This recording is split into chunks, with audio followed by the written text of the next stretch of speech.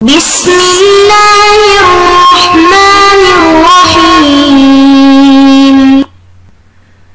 بسم اللہ الرحمن الرحیم۔ علم حدیث اور اصول حدیث کا آج سبق نمبر 80 ہے۔ آج کے سبق کا عنوان ہے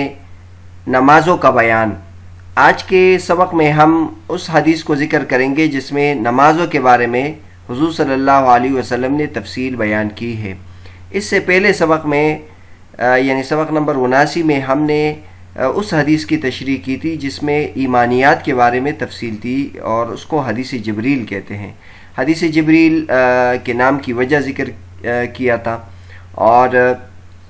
پھر اس میں جو جبریل علیہ السلام نے سوالات کیے تھے کہ ایمان کیا ہے، اسلام کیا ہے، احسان کیا ہے، قیامت کب آئے گی، اس سے متعلق تفصیل ذکر کی تھی۔ قیامت کی 2 علامتوں کہ باندی اپنا آقا جنے اور غریب لوگ بلند عمارتیں بنائیں، اس کی تشریح کی تھی، اور یہ بھی ذکر کیا تھا کہ جبریل علیہ السلام کے آنے کا مقصد کیا تھا۔ آج کے سبق میں ہم دوسری حدیث جو ایمانیات سے متعلق ہے اور ارکان اسلام سے متعلق ہے اس کے بارے میں تفصیل ذکر کریں گے۔ تو سب سے پہلے حدیث کا متن اور ترجمہ بیان کرتے ہیں اور اس کے بعد پھر اس کی مختصر تشریح کرتے ہیں۔ باب ہے بیان الصلوات التي هي احد ارکان الاسلام۔ حدیث طلحہ بن عبید اللہ قال جاء رجل الى رسول الله صلی اللہ علیہ وسلم من اہل نجد سائر الرأس يسمع دوی صوته ولا يفقه ما يقول حتى دنا فاذا هو يسأل عن الاسلام فقال رسول الله صلی اللہ علیہ وسلم 5 صلوات في اليوم والليلة هي غيرها قال لا الا ان تطوع قال رسول الله صلی اللہ علیہ وسلم وصيام رمضان قال هل علي غيره قال لا الا ان تطوع قال وذكر له رسول الله صلی اللہ علیہ وسلم الزكاة قال هل علي غيرها قال لا الا ان تطوع قال فأدبر الرجل وهو يقول والله لا أزيد على هذا ولا أنقص قال رسول الله صلی اللہ علیہ وسلم أفلح إن صدق۔ اخرجه البخاری فی کتاب الایمان باب الزکاة من الاسلام۔ تو یہ حدیث ہے کہ ترجمہ اس کا یہ ہے، حضرت طلحہ بن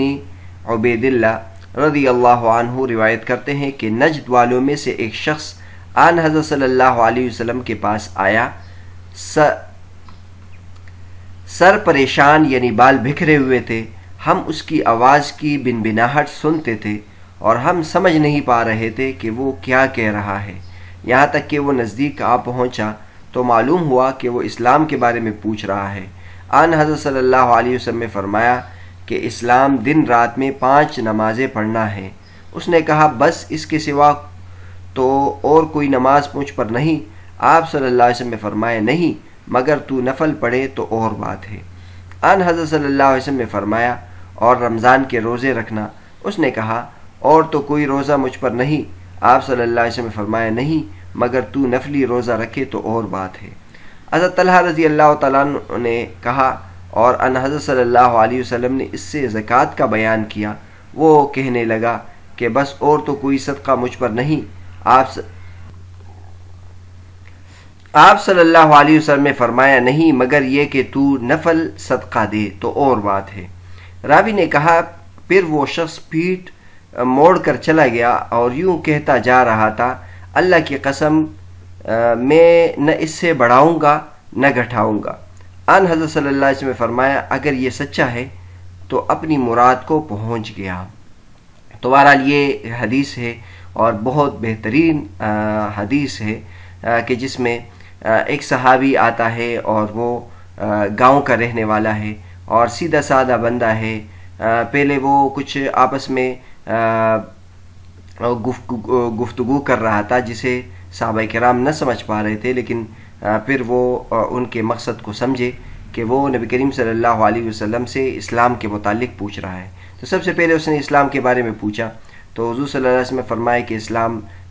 ارکان کا نام ہے کہ آپ نماز پڑھو، روزہ رکھو اور اسی طرح زکوٰۃ دو۔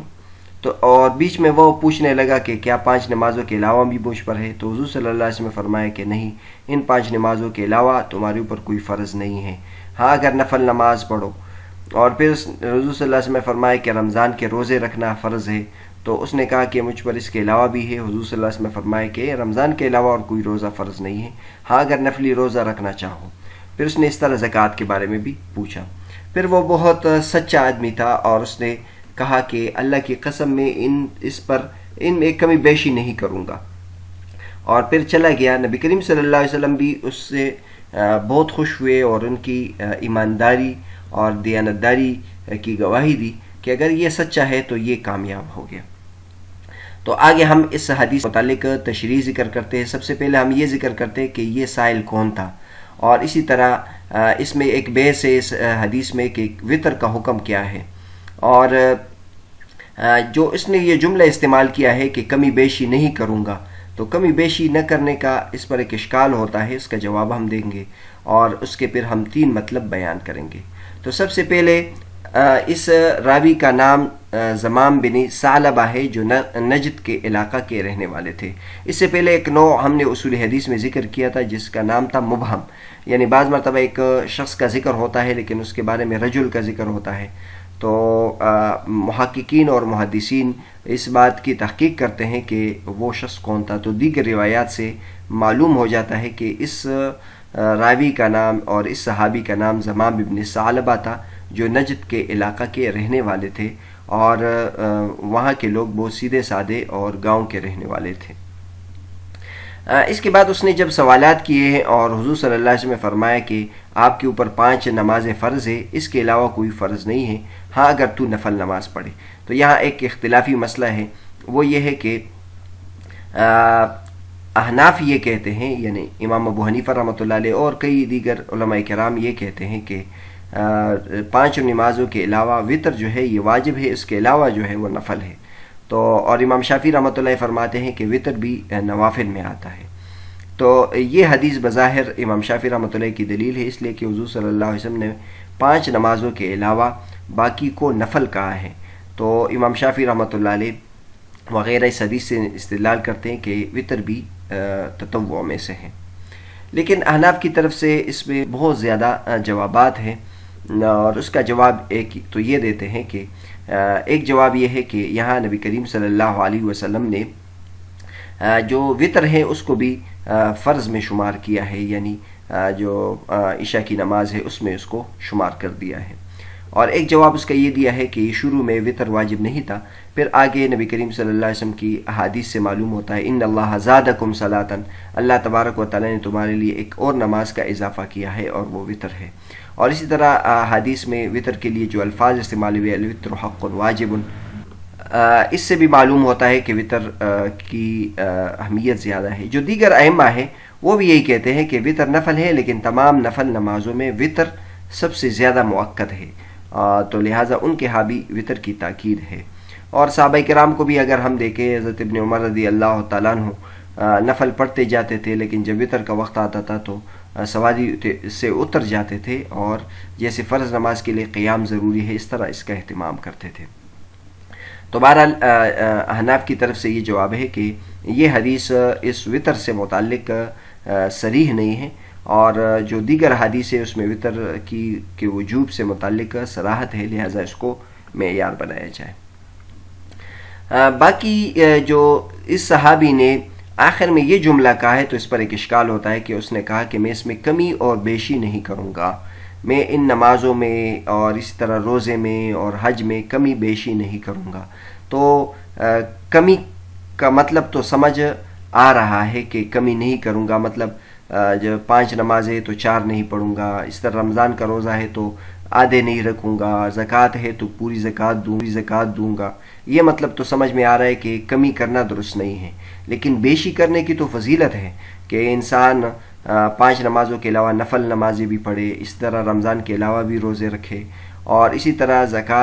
فرض زکوٰۃ کے علاوہ بھی صدقہ خیرات کرے، تو بیشی کرنے کی تو فضیلت نہیں ہے۔ اور جبکہ اس حدیث میں اس صحابی کے اس جملے کو بھی فضیلت اور ادب میں شمار کیا ہے، تو اس کا جواب بہترین جوابات علماء کرام نے دیے ہیں۔ اور یہ آپ ذہن میں رکھیں کہ ہمارا جو یہ سلسلہ ہے حدیث کا، اس کے لیے ہمیں شارحین کی ضرورت ہوگی۔ شارحین وہ ہر حدیث کی تشریح کرتے، انہوں نے اپنی زندگی اس کے لیے وقف کی تھی، وہ دیگر احادیث کو بھی پیش نظر رکھ کر اس حدیث تمام حدیث کی تشریح کرتے ہیں۔